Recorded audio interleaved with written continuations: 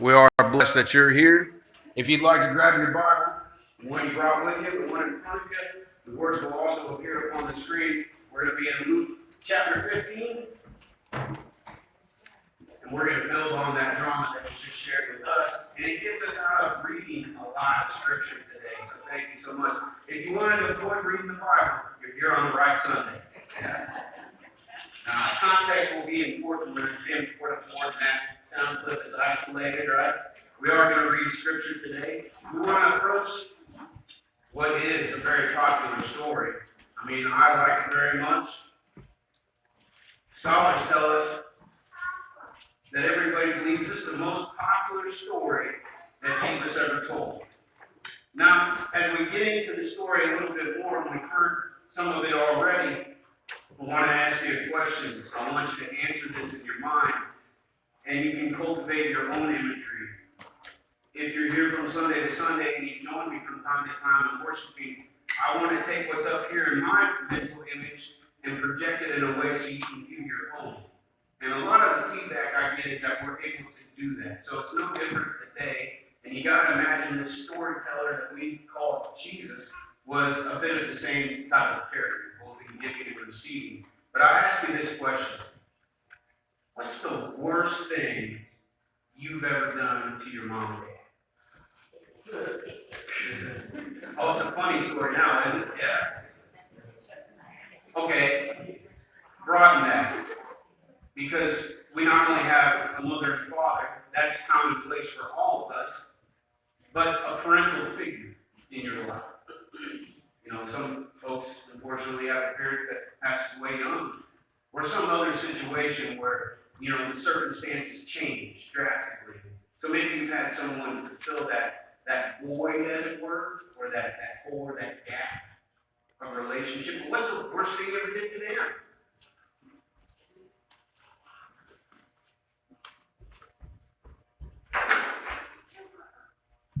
You should just marinate on that for a moment. I've been in a congregation before where pastor says, close your eyes. No, I ain't closing my eyes. You don't need to close your eyes, do you? You already see it. You know, as a storyteller, my kids love hearing some of the classics, some of the favorites, and, you know, there's stories from my childhood. And we were sitting around with my granny last night, and we were eating dinner. You know, she's 96, grew up with no electricity or indoor plumbing, and so when we got on the subject of like how things were at school for my kids, I was like, Granny, tell them that one. Tell them this one. Tell them about the horse and buggy. I mean, really, it was like a different world. And for a minute, my kids were like, this is something to make believe. And I would ask her this question too. She's watching right now. What's the worst thing you ever did to your mom and dad, Granny? She's got a few classic stories with her. You know, my kids like the story about their birth, how they arrived on the scene. And each one is unique, and we could all say that. And there's probably been a time or two where you were a little one, you don't recall it now, but if you had this interaction with a mother, father, parental figures, like, tell me about how I got here. What was all that like? Oh, it was snowing that day, it was late at night, your dad was all worried, you know, the story goes on. Or the story of when my father-in-law caught the walk, the biggest catfish ever. We tell that story just about every year when it comes around on the Facebook memories. You know, my kids are too young to remember this. Some of them weren't born at the time, but they love hearing the story of the time their dad almost burnt the barn down. And I've been preached it a number of times. Maybe we'll get that out of the side for a minute. Dust it off. You know, we all have stories because your life is writing one. And the background of this story is like a lot of the Jesus stories. It's what the Bible calls a multitude or a crowd. And they're all gathered around him. And in this crowd, Luke wants us to understand there's a mix, and we talked about this mix. Have you ever noticed that I get lost in the weeds sometimes? You ever notice I get like a nugget that I just want to chew on for a long time? My mom used to eat the gristle off of a chicken bone, you know what I mean? I can get that kind of stuff. Let's not get stuck today, all right?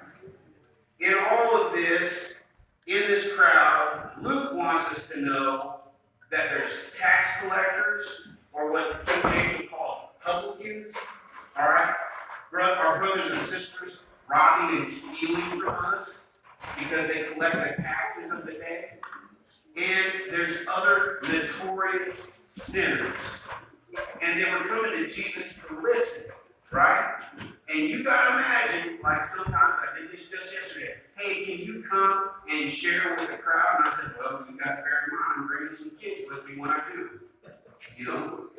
There was young people. Can you imagine young people in the crowd? No, let's not thump that dead horse, right? But you gotta imagine in the crowd, there's various degrees of folks. And Luke wants us to expressly know there's what the Bible calls notorious sinners. And this has caught the eye of people that don't like notorious sinners, yet the people that are called to shepherd notorious sinners and tax collectors. And they're what the Bible calls many times Pharisees. We call them religious leaders or the authority of the age. They have the clothing that sets them apart. They have the knowledge that you don't have. And we should recollect, if there's anybody able to read in the crowd, it's probably them and not you. So they're known to interpret the scripture and twist it just right. And once you know, they work closely with some folks called tax collectors too. And they're all tied up with politics and the religion of the age. And you're like, well, I don't understand what that's all about. But maybe you do. All of this is scandalous. You've heard me say that word before. If you was here on Christmas Eve, you heard me say it a number of times. Jesus had scandal. The Pharisees got scandal. People in the crowd got scandal. And the religious know-it-alls don't like all this scandal. And then they fail to neglect, oh, I'm scandalous too. And I asked you to answer a question in your mind, you little scandalous you. So don't think you're not in this crowd somehow. Let's get into it, shall we? Luke 15, verse 1. Tax collectors and other notorious sinners often came to listen to Jesus teach. How many of y'all got good attendance on a Sunday? It's so sorry about you, don't worry. This made the Pharisees and teachers of the religious law complain that he was associating with such sinful people, even eating with them. We've seen this, right? We either been on the receiving end of like you're going out with him,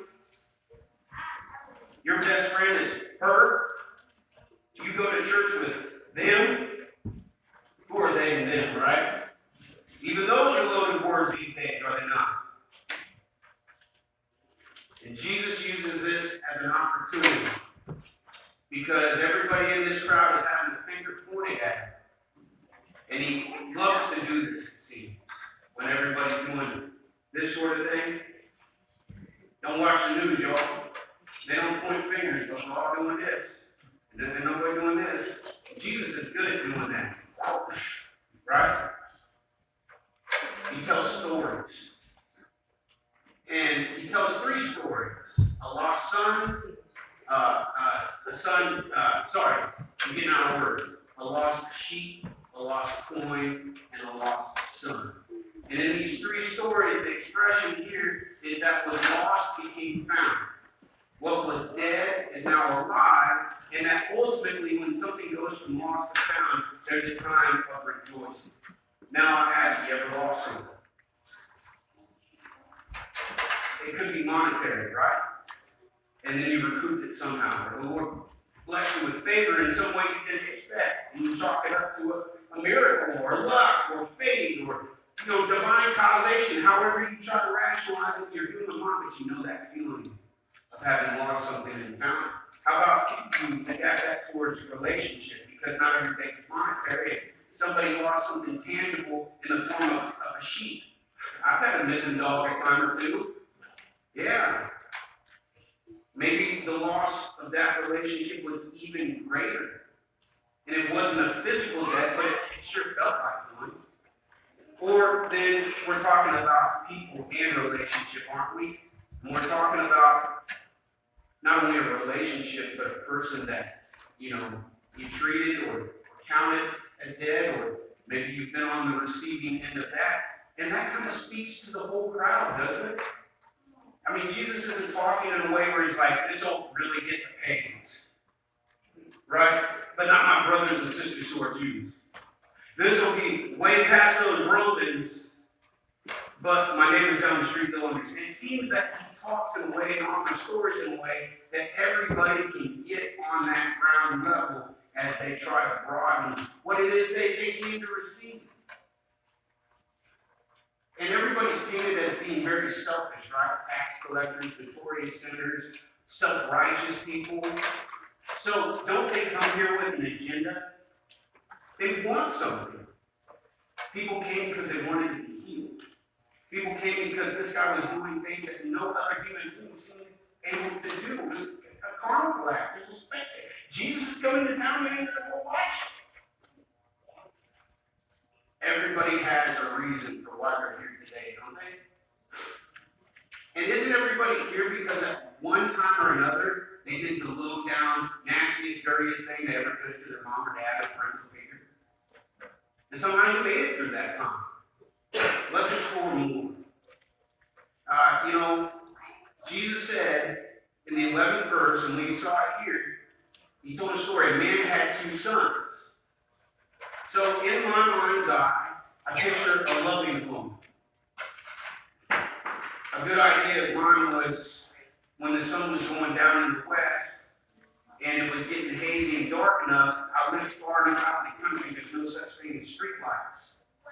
But the house would be illuminated, and if the corn was down, you could see it for over a mile away. And that was a good, comforting feeling. I need you to go there now. What's that good, comforting feeling for you? Do you see a parent standing out front in the front yard, but maybe you're a backyard person, so go there if you need to. Maybe he's on the terrace. Maybe it's not your dad, it's your mom, or your grandma, or the person that loves you as much as, or like you were. You imagine a home of love and joy and fellowship and all those comforts that also include something like a soft bed or a place where you are fed and your basic human needs have been met and then some. And everybody in the crowd can relate to the degree you don't get here unless you have some of that. Right? Because I can get up here and tell you some testimony about, man, I really had a rough childhood. Here's the way my parents screwed up. Here's the way my community didn't serve me well. Here's the way the church I grew up in just didn't support me. We can all do that, right? But there's enough daytime television for you to complain and watch. So I ought not to do that. Plus my pops is in the crowd. And I think we can all relate that not everything in this home is perfect. Jesus isn't asking the crowd to visualize something that's perfect. But so humanly basic, all of us know what it is to receive a meal when we're hungry that we didn't prepare and that feels good to us. Everybody knows what it is to have 4 walls around them that you're not paying the mortgage for. Now, we can go to some extreme poverty and talk about these situations, right? Jesus knows this too. How long do you want to be here? You want to shoot holes in the storyteller, or you want to keep going? Let's keep going. We saw this earlier, 12 and 13. The younger son told his father, I want my share of your estate now before you die. That's good, huh? You want to read that again? I mean, some translations really lessen that a whole lot. And there's other ones, and I read it for you sometimes. Go challenge that in some other translations. He said, let's do it again. I want my share of your estate now before you die. So the father agreed. What? The father agreed. Divided his wealth between his sons. Now this story is 2 sons, but scholars want you to believe this guy's got more than 2 kids. I got more than 2 kids. I got 2 boys. Helps me connect to this story. There's 2 sons. But let's not get caught up in the gender situation here. It's a story, y'all. Maybe this is a mother-daughter relationship that you need to envision. Maybe it's a dear friend. Maybe it's a mentor-pupil type of situation. A teacher-student relationship. I have those that are near and dear to me. I imagine you do too. It meets us in all different ways. But in all of this, his father agrees. A few days later, this young son packed all of his belongings, moved to a distant land. Y'all live that? My dad did. My in-laws have. Those of you who can say I raised my kids, you've done that, right? I have visions of it in my forecast for the future. Yeah, it's scary, isn't it? It's exciting. It's got to be overwhelmingly difficult, yet an extreme blessing. And Jesus is meeting everybody in the crowd somewhat. Even folks that would say, I didn't have a great childhood. I don't have a mom and dad who love me the way yours do. I mean, everybody's meeting somewhere on this level. And so what we understand here is, I can tell you a truth. I'm blessed that I graduated from college debt-free. So few can say that. And I did it myself. Hold myself up on my bootstraps. My parents provided every cent. I went and played college football on scholarship. I got a few meager ones, but they fit the bill for that. And I was extremely blessed. I had support when I set off to a distant land in this country, in this age, in this world. You know, we're talking about folks that are maybe 17, 18, 19, young people, as we would all consider it. And when we say we've had experiences like that, we've had family experiences like that, it might be going on right now. But like you say, it's happened, it's in the rear view, but we're all connecting once again. And we understand that there's a lot of hope, but there's a lot of inexperience. Maybe for the father too. Maybe he'd never done this before. Maybe he'd never had a kid show up at the dinner table and say, you know, I would like what's coming to me from the estate now. I got some living to do. We all know you ain't getting any younger, Dad. Dad agrees. I've told you some of my origin stories, right? How I presented my parents with what my vision of my post-high school career would be. If my kids come at me with that's where I did someday, I might have some concerns, y'all. Have you had concerns? Have people been concerned about you? What's the low-down, naughty, nastiest thing you ever did to your pops or your mom? Seems like we experienced somebody who's doing it right now. And so he set off with inexperience and a whole bunch of freedom. A recipe for good times, if you're asking me. He didn't get by his ability. He didn't get because he was clever. He didn't get because he had worked hard. This money that would give him vision in his pocket, because of the generous parent. So he starts off to a far country, and verse 15 continues to tell us, and there he wasted all of his money in wild living. Read some other translations. It'll help you build that narrative. And this is where I would get lost in the weeds of some testimonial, and I get in trouble from time to time because a certain type of Christian will tell me that I'm glorifying the sinful lifestyle. You understand? Okay, when you get so blackout drunk that you do some terrible things, but you survive to tell the tale, it builds into that fish story narrative, and you can kind of laugh at it, right? And some people will tell you their own story of like their total degradation. You're like, what? It makes you seem like a lightweight in terms of the sin that you've been doing. But again, I asked you the same question I asked everybody else, and you came up with an answer. I bet it's a story you don't want to tell right now. Or I'll give you the microphone. So I'm not going to sit here and do that myself. I want you to paint your own picture because that's what we've been doing all along. And Jesus doesn't give us any of the Hollywood details that you and I would like. I mean, the train wreck is what makes you tune in, doesn't it? I mean, did you see last week's episode? They showed that on TV.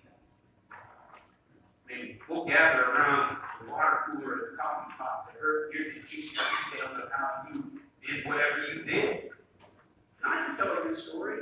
Some of y'all have heard that story too many times. What's your story like? What picture is painted in your mind?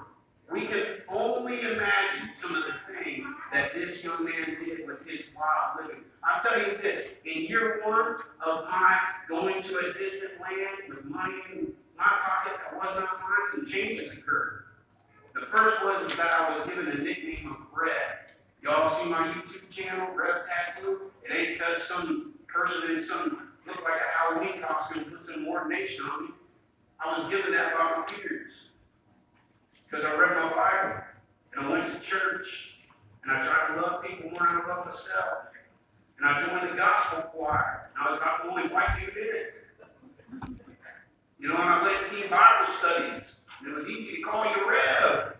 And people on tough times would step out of my room and they'd ask for prayer and they'd ask for counsel. It's a badge of honor. Nicknames are like that, right? You kind of receive them because of the story. And you get lost in that story. But that was year one of being inexperienced and far away from home. I wasn't happy though. My dad knows that. He knows it now. I was putting on a good show for everybody. But I didn't feel like I was in the right position, even in terms of location. I didn't feel like I was doing the right thing. You know, I told you that story. I wanted to go off to Mexico, couldn't speak Spanish, so now I'm going to help Mexican people. Harebrained idea of inexperience.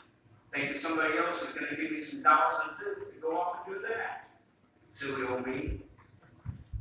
And year two, I was like, things aren't good at home. I'm not happy where I am. Everybody else is out partying. Seems like a good time. That's what I'll do too. And so all those stories of darkness that you might like to watch on Netflix these days, all that underbelly stuff that we're like, ooh, I don't do it, but I'll watch it, or I'll be here. Yeah, I can tell you some stories. Well, sure I could. Couldn't you? When you answer that question, lead off this event. I'll tell you what, you're picturing in your mind something that your parents know about. Well, what's the low-down, dirtiest, nastiest thing you ever did to them and never told them? That you're planning on taking to the grave and hope they never know before they do. We got stories like that, don't we? And you can imagine this crowd and how they're receiving it and all the expectations they came with. He ain't healed nobody yet. When's he going to bring somebody back to life? How long's this story going to be? I got places to go. You know, second year, my nickname changed from Red to Bird. Because a buddy of mine who said we was going to start calling you that, he said, you're the opposite of everything a Reverend's supposed to be. And you know what? There's a part of me that was happy to earn that title too. You know, if life ain't going right for you, why not just blow it all up? Right? And you say things like, the hell with it all. Then you have another drink. Then you pop another pill. Then you do whatever it is that you do that other people would be like, oh yeah, that's a notorious sinner. That's somebody that takes things that ain't theirs. That's somebody that didn't work hard for what they got, and you see how they're living. And we will all say that about other people, and then fail to accept that we're in this crowd where Jesus is telling a story. And you know, we keep on going. Verse 14. About that time that nickname changes. About that time you start to earn that reputation. All his money ran out.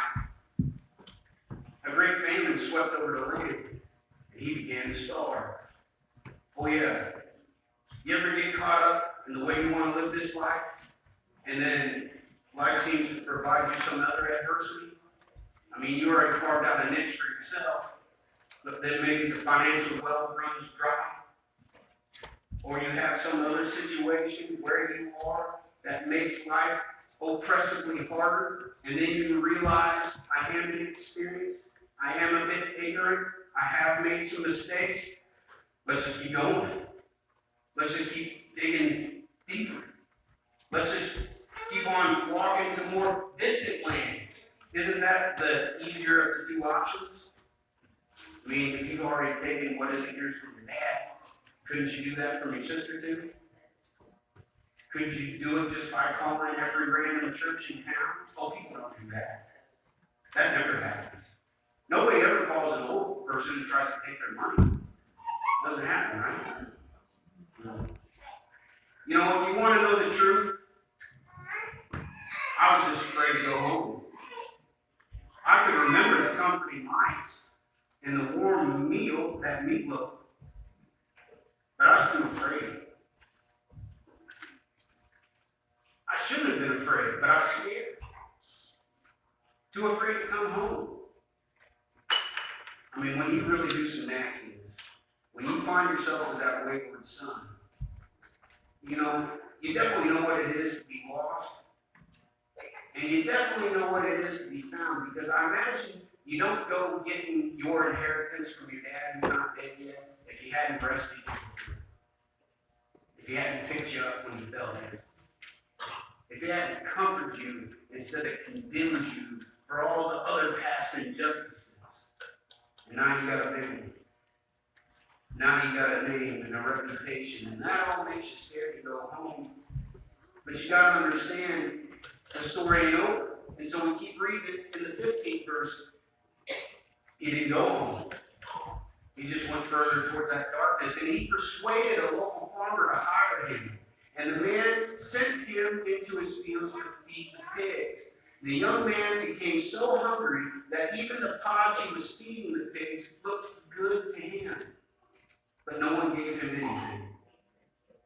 You know, as I think about this, I have seen people eat and drink stuff so foul and so nasty, and I just mean stuff that fell on the ground, where you wouldn't pick it up and eat it. It's covered in dirt. Don't eat that. It's a beer can full of mud. And they are so unhinged. If they care, they don't know it. And if they don't care. Right? Am I right? Have you not seen it yourself? Well, Google search it, you person. What's the lowest you ever seen? What's the lowest you ever done? How lost have you ever been? Well, this guy was so lost, he was going to breach all sorts of religious, political, social, economic protocols, and we could get lost in those weeds there. But he's going to do something he would never have thought of doing, something his parental figure would never want for him. And now, instead of heading home to the warm meal and the basic human needs and all the plus demands, pig eat soup, pig ain't starving. I can do it. Ain't no way to know. What's the pig gonna tell me? You know, there's a famine, right? With famine comes inflation. How much can this farmer stand to pay somebody? And it's not like this guy comes with a resume and great experience as a farmhand. He's starving. And he's got this terrible reputation in this land. He said, I can't pay you, but if you feed my pigs and you can beat them to the slop, it's yours. I mean, isn't that the offer here? We ought not to think we'd ever be willing to stoop so low. But again, I'll offer to hand you the microphone and you can testify now. That's how you live life differently. How somehow you're not a part of this crowd that's all trying to hear more of what Jesus has got to say. And so to stoop to this place where he'd go down to live with pigs is just horrifying. My parental figures have heard me tell some of the tales. My brain has heard some of the details. I spare my kids in the crowd, though they want some of the details. I had a 10-year-old ask me, Dad, you ever been drunk? Somebody was having an alcoholic beverage. He wanted to know if I'd ever been drunk. I had to decide at that point whether or not to tell him the truth. You get me? Whether or not I should be honest with this boy. And I was, but I spared him a lot of details. Maybe someday he'll need more. Maybe someday he'll have his own experience, as we have all had our own experiences. And that horrifies a parent to think that our children might have horrifying experiences. We'd like them to stay in the comforts at home, yet it would be right and nice if they do leave the nest at some point. There's a big vast world out there. But right here, he's doing something that is even horrifying unto himself. Have you ever caught yourself in that moment? Before you made that big decision to climb over the pew in the middle of church?